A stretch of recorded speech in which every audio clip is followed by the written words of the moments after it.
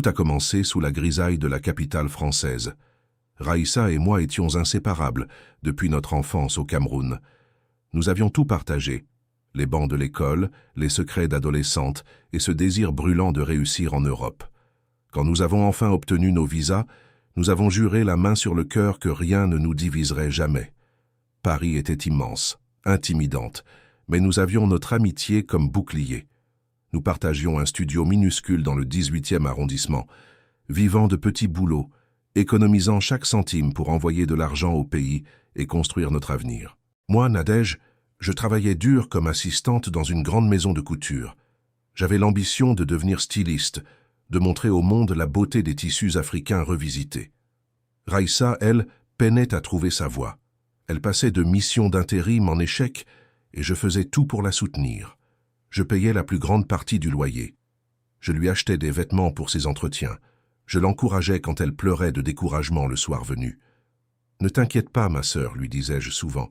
Si je réussis, nous réussirons ensemble. » Mais je ne voyais pas que dans ses yeux, la gratitude avait laissé place à une amertume dévorante. Elle ne voyait plus mon aide comme un acte d'amour, mais comme une insulte à sa propre stagnation. Le destin a basculé le jour où j'ai rencontré Marc. Marc était un homme d'affaires influent, d'une élégance rare et d'une bienveillance qui m'a tout de suite désarmé. Il était marié, oui, mais son mariage n'était plus qu'une façade de papier glacé, une union de convenance qui le laissait vide de toute émotion. Entre nous, l'attraction fut immédiate, une évidence qui dépassait la raison. Ce n'était pas l'argent qui m'attirait, mais la manière dont il me regardait, comme si j'étais la seule femme capable de comprendre son âme. J'ai commis l'erreur fatale de tout confier à Raïssa. Je lui parlais de nos dîners secrets dans les restaurants feutrés de la rive gauche, des messages enflammés qu'il m'envoyait et de ses promesses de quitter sa femme pour construire une vie avec moi. Raïssa m'écoutait silencieuse, un sourire figé sur les lèvres. Elle me posait 1000 questions. Où se voyait-on? Que possédait-il vraiment? À quel point était-il puissant? Je pensais qu'elle partageait mon bonheur, alors qu'elle dressait la carte de ma destruction. Un soir, alors que je rentrais plus tôt que prévu d'une séance photo harassante, l'atmosphère dans notre appartement était étrange. Raïssa n'était pas là, mais son parfum, un parfum cher qu'elle ne pouvait pas s'offrir, flottait dans l'air. Sur la petite table basse, j'ai trouvé une carte de visite. C'était celle de Marc avec une note manuscrite au dos. À ce soir, à l'endroit habituel. Mon cœur a manqué un battement. Pourquoi avait-elle cette carte? Et pourquoi l'endroit habituel, celui de nos rendez-vous secrets? La suspicion est un poison qui se répand. J'ai commencé à remarquer des changements chez Raïssa. Elle avait soudainement de nouveaux bijoux, des sacs de luxe, et elle s'absentait de plus en plus souvent la nuit, prétendant avoir trouvé un travail de nuit dans un hôtel. Mon intuition me criait que quelque chose n'allait pas, mais mon cœur refusait de croire que ma sœur puisse me poignarder. Parallèlement, Marc devenait distant. Ses appels se faisaient rares. Ses messages étaient de froid. Quand je lui demandais ce qui se passait, il évoquait la pression du travail ou les complications de son divorce. Je me sentais sombrer dans une solitude profonde, cherchant du réconfort auprès de Raïssa, qui me disait avec une fausse pitié « Marc s'est lassé de toi, Nadège. Les hommes comme lui cherchent toujours plus jeunes, plus dociles. » Elle jouait un double jeu machiavélique. Le jour, elle me consolait. La nuit, elle portait mes robes les plus élégantes pour aller le retrouver dans l'ombre.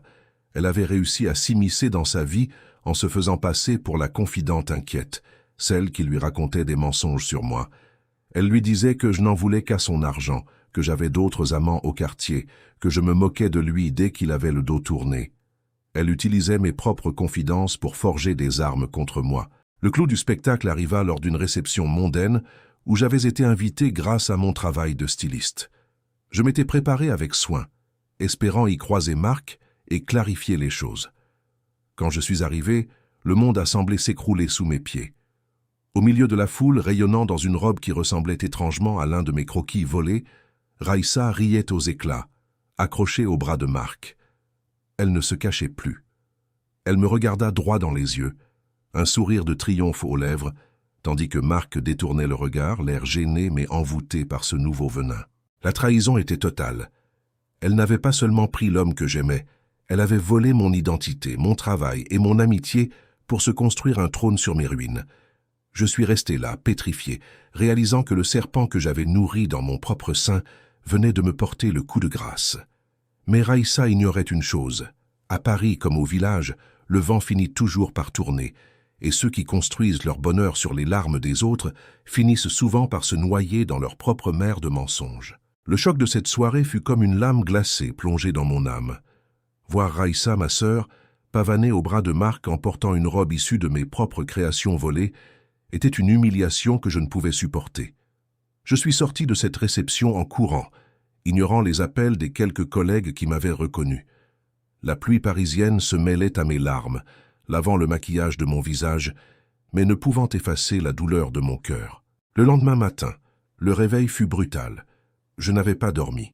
J'attendais Raïssa dans notre petit studio, assise sur ma valise, le regard vide. Quand elle finit par rentrer à l'aube, elle ne prit même pas la peine de feindre la culpabilité. Elle jeta ses clés sur la table avec un mépris souverain. « Pourquoi ce regard, Nadège ?» lança-t-elle froidement. « Tu savais bien que tu n'étais pas de taille pour un homme comme Marc. Tu es trop sentimental, trop fragile. Moi, je sais ce qu'il lui faut. » La dispute qui suivit fut d'une violence inouïe. Je lui ai rappelé tout ce que j'avais fait pour elle, les sacrifices, l'argent envoyé au village, le toit que je lui offrais. Elle a ri, un rire sec et sans joie. Ce n'était que de la pitié, et je déteste ta pitié. Aujourd'hui, les choses ont changé. Elle m'annonça sans sourciller qu'elle ne comptait pas rester dans ce studio miteux et que, de toute façon, Marc lui avait promis de l'installer dans un appartement de luxe près des Champs-Élysées. Pire encore, elle m'avertit, si je tentais de la discréditer auprès de lui ou de ma maison de couture, elle utiliserait l'influence de Marc pour me faire renvoyer et m'expulser de France. Trahi par mon ami et abandonné par l'homme que je croyais aimer, je me suis retrouvé seul dans une ville qui me semblait soudainement hostile. Quelques jours plus tard, la menace de Raïssa s'est concrétisée. Mon patron à la maison de couture m'a convoqué. Il avait reçu des informations selon lesquelles j'aurais vendu des croquis confidentiels à la concurrence. Je savais que c'était l'œuvre de Raïssa, mais je n'avais aucune preuve pour me défendre. J'ai été licencié sur le champ. Sans travail et avec un cœur en lambeaux, j'ai dû quitter notre studio, incapable de payer le loyer seul. J'ai trouvé refuge dans une chambre de bonne minuscule sous les toits, un espace si étroit que je pouvais à peine y déplier mes rêves. Je passais mes journées à chercher du travail, essuyant refus sur refus. « Votre profil est intéressant, mais nous cherchons quelqu'un avec plus d'expérience », me disait-on souvent, alors que je savais que mon nom était désormais marqué au fer rouge dans le milieu de la mode. Pendant ce temps, Raïssa vivait la vie dont nous avions tant rêvé ensemble, mais elle la vivait seule, bâtie sur le vol. Elle s'affichait sur les réseaux sociaux dans des restaurants étoilés, voyageant en jet privé, couverte d'or et de soie. Elle envoyait des sommes astronomiques au pays, construisant une villa pour sa mère, tandis que ma propre famille au Cameroun commençait à s'inquiéter de mon silence et de mon manque de soutien financier. La honte m'empêchait de leur dire la vérité. Comment avouer que j'avais été assez naïve pour me laisser dépouiller par ma meilleure amie? Mais l'ombre du karma finit toujours par rattraper ceux qui courent trop vite dans le mensonge. Raïssa, dans son ascension fulgurante, avait oublié que Marc était un homme complexe, hanté par ses propres démons. Il avait été séduit par l'audace de Raïssa, mais il commençait à se rendre compte que sous les bijoux et les grands airs, il n'y avait que du vide et de l'ambition mal placée. De mon côté, dans ma petite chambre de bonne, je n'avais pas abandonné. J'utilisais mes dernières économies pour acheter des chutes de tissus au marché Saint-Pierre. Je cousais la nuit, créant une collection qui ne portait plus le nom d'une grande marque, mais le mien, Nadège. C'est alors qu'une rencontre inattendue a tout changé. Un soir, alors que je vendais mes créations sur un petit stand improvisé lors d'un marché artisanal à Barbès, une femme élégante s'est arrêtée devant mes modèles. C'était Madame de Valois, une ancienne critique de mode respectée qui avait jadis travaillé avec les plus grands. Elle a touché le tissu, examiné les coutures et m'a regardé avec une intensité rare. « Il y a une âme dans ce que vous faites, ma petite, et il y a aussi une grande douleur. » Je lui ai tout raconté. La trahison de Raïssa, la manipulation de Marc, le licenciement injuste. Elle m'a écouté en silence, puis elle a dit « La vengeance est un plat qui se mange froid, mais le succès est un plat qui se savoure publiquement. Je vais vous aider non pas par pitié, mais parce que votre talent est une insulte à ceux qui essayent de vous détruire. Grâce à ces contacts, j'ai pu organiser une présentation privée de mes modèles dans une petite galerie du Marais. Je travaillais jour et nuit, mettant chaque once de ma rage et de mon espoir dans mes fils. Mais alors que je préparais mon retour, j'ai appris une nouvelle qui m'a glacé le sang. Raïssa, craignant que je ne revienne sur le devant de la scène, avait décidé de porter le coup final. Elle avait convaincu Marc d'utiliser ses avocats pour m'attaquer en justice pour vol de propriété intellectuelle, affirmant que les modèles que je m'apprêtais à présenter étaient en réalité les siens, conçus lorsqu'elle m'aidait à l'époque du studio. Elle voulait m'enlever la seule chose qui me restait, ma créativité. La veille de ma présentation, j'ai reçu une mise en demeure. Si je présentais ma collection, je risquais la prison et une amende que je ne pourrais jamais payer. Raïssa pensait m'avoir achevé, mais elle avait oublié une chose essentielle. Au Cameroun, on dit que celui qui creuse un trou pour son frère finit souvent par y tomber lui-même. J'avais en ma possession un vieux carnet de croquis, daté et signé par mes professeurs de Douala, contenant les ébauches exactes de mes modèles actuels. Des preuves qu'elle ne pourrait jamais falsifier. Le jour de la présentation arriva chargé d'une tension électrique. Dans la petite galerie du Marais, le silence était lourd, interrompu seulement par le crépitement des flashs. Madame de Valois avait réussi l'impossible, attirer l'élite de la mode parisienne, des journalistes influents et même quelques investisseurs curieux. Mais au fond de la salle, une présence glaciale fit frissonner l'assistance. Raïssa était là, accompagnée de Marc et d'un avocat au visage de pierre. Elle portait un ensemble blanc immaculé, affichant un sourire de prédatrice, certaine que ce moment marquerait ma fin définitive. Juste avant que le premier mannequin ne s'élance, l'avocat de Raïssa s'avança, un document officiel à la main. « Cette présentation doit cesser immédiatement », déclara-t-il d'une voix qui résonna contre les murs blancs. « Nous avons une ordonnance prouvant que ces modèles sont la propriété intellectuelle de ma cliente, Madame Raïssa Kamdem. » Un murmure de choc parcourut l'assemblée. Je vis le triomphe briller dans les yeux de Raïssa. Elle pensait m'avoir retiré ma voix, ma dignité et mon avenir. C'est alors que je fis un pas en avant, non pas avec peur, mais avec une sérénité que je n'avais jamais ressentie auparavant. Je tenais entre mes mains un vieil objet usé par le temps, mon carnet en cuir noir du Cameroun. « Monsieur l'avocat, messieurs les journalistes », dis-je d'une voix claire. La créativité n'est pas une marchandise qu'on vole, c'est une empreinte digitale de l'âme. J'ouvris le carnet devant les caméras. À l'intérieur se trouvaient les croquis originaux datés d'il y a 5 ans, tamponnés par l'école de design de Douala et signés par mes professeurs. Il y avait même des photos de moi, plus jeune, travaillant sur ces mêmes motifs dans la cour de ma maison familiale à Bafoussam. Le silence qui suivit fut assourdissant. L'avocat jeta un regard furieux à Raïssa, dont le visage se décomposa instantanément. Le masque de la femme du monde venait de se briser, révélant la fraudeuse qu'elle était. Mais je ne m'arrêtai pas là. J'invitai un témoin surprise à s'avancer, l'ancien assistant de Marc.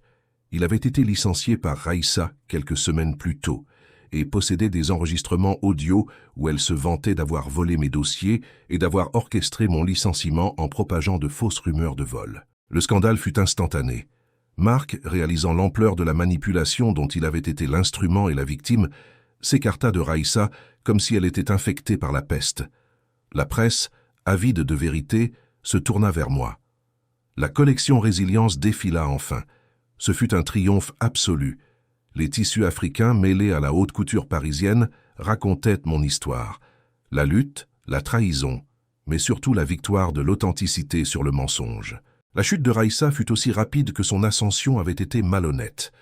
Marc, humilié publiquement et craignant pour sa réputation d'homme d'affaires, rompit tout lien avec elle. Sans son soutien financier, les appartements de luxe et les bijoux disparurent. Plus grave encore, la communauté africaine de Paris, ayant appris sa trahison envers sa propre sœur, lui tourna le dos. Elle qui voulait tout avoir se retrouva avec moins que rien, la solitude et la honte. Quelques mois plus tard, ma marque Nadège faisait la couverture des magazines. J'avais ouvert mon propre atelier, employant des femmes africaines arrivées en France avec des rêves plein la tête, leur offrant la sécurité et le respect que Raïssa m'avait refusé. Un soir, alors que je fermais la boutique, je vis une silhouette familière de l'autre côté de la vitrine. C'était Raïssa. Elle avait l'air épuisé, ses vêtements, autrefois luxueux, étaient ternes. Elle ne demanda rien. Elle resta juste là, à regarder le succès qu'elle avait tenté de me voler. Je ne ressentis aucune haine, seulement une profonde tristesse pour l'amitié que nous aurions pu avoir si l'ombre de la jalousie ne l'avait pas consumée. Je ne suis pas allé lui parler. Certaines cicatrices se referment, mais la confiance, une fois brisée, est comme un miroir en 1000 morceaux. On peut recoller les bouts, mais l'image reste déformée à jamais. Aujourd'hui, quand je marche dans les rues de Paris, je ne suis plus la petite immigrée effrayée. Je suis une femme qui a transformé sa douleur en art. La trahison de Raïssa a été le feu qui a forgé mon caractère. Elle pensait me détruire, mais elle n'a fait que m'apprendre que dans la vie, on peut tout vous enlever. Votre argent, votre travail, votre homme, mais personne ne peut vous voler votre talent et votre vérité. Car à la fin, le mensonge prend l'ascenseur, mais la vérité prend l'escalier. Elle met plus de temps, mais elle finit toujours par arriver. Si cette histoire de résilience et de vérité vous a touché, ne laissez pas le destin de Nadège s'arrêter ici. Pour ne manquer aucun de nos prochains récits poignants et découvrir la force des femmes africaines à travers le monde, abonnez-vous dès maintenant à notre chaîne Histoires africaines de Naya. Cliquez sur la cloche de notification, laissez un pouce bleu si vous croyez en la justice du karma et dites-nous en commentaire, auriez-vous pardonné à Raïssa? Votre soutien est ce qui fait vivre ces récits.